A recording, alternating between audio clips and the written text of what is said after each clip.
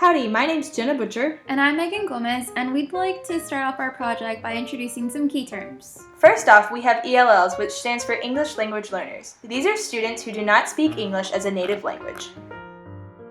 Next, we have bilingualism or multilingualism, which is being fluent in more than 2 languages. On top of that, we have dual language programs, which are programs that are generally taught in English and one other language. Next off, we have Language 1, which is the student's home language. And finally, we have L2, which is the language being acquired.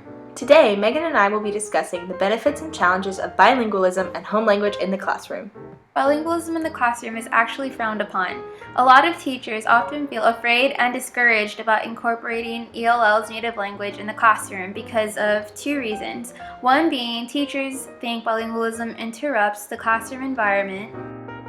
The second being the legal measures that limit bilingual education.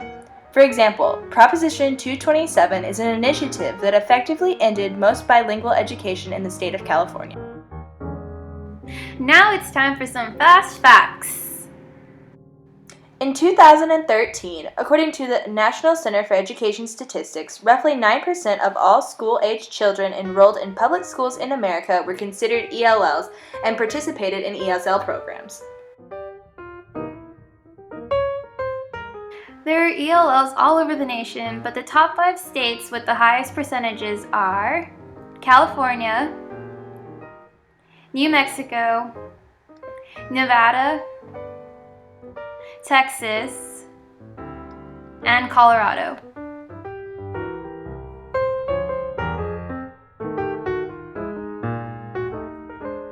As with everything else, there are pros and cons to home language and bilingualism in the American classroom. Let's start with the pros.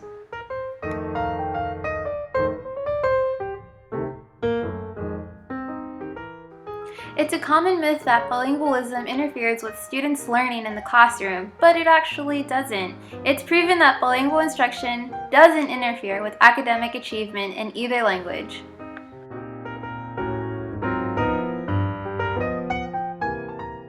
Another pro is that vocabulary and background knowledge in L1 is fundamental for reading comprehension in L2. You can think of it like a potted plant. L2 is the little fledgling plant, and L1 is the water that facilitates the growth of this potted plant into a beautiful flower. Another pro, according to a study of ELLs in a dual language program, researchers Lindholm and Acklin found a significant positive relationship between individual students' level of bilingual proficiency and their achievement in English, math, and reading.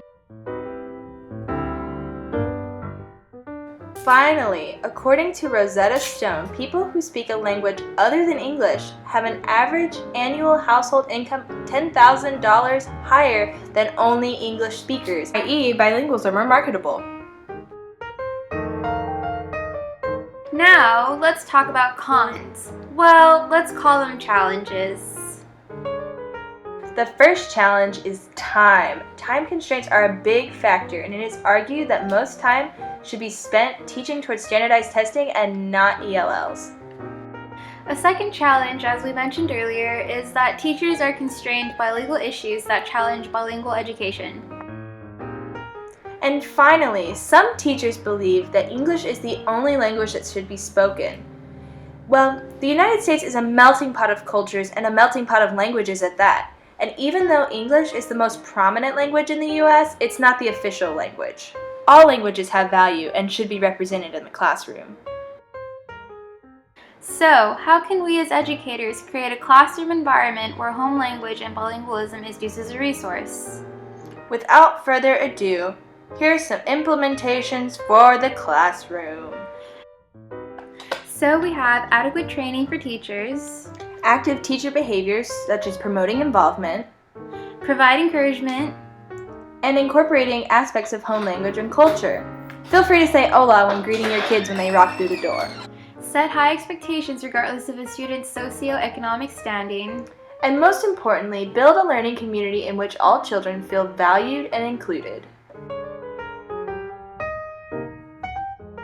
So, why did we choose this? Yeah, what's the point? Tell us, Megan. Well, it's inevitable that we will have ELLs in our classes, so it's important that we know how to meet their needs. Secondly, Megan, I know both you and I believe that it is important to make each and every one of our students feel included and valued, no matter their home culture, language barriers, or socioeconomic standing. And finally, we believe that bilingualism is a tool of success and should be viewed as a source of value and not overlooked. Thanks for watching! We hope you enjoyed the video.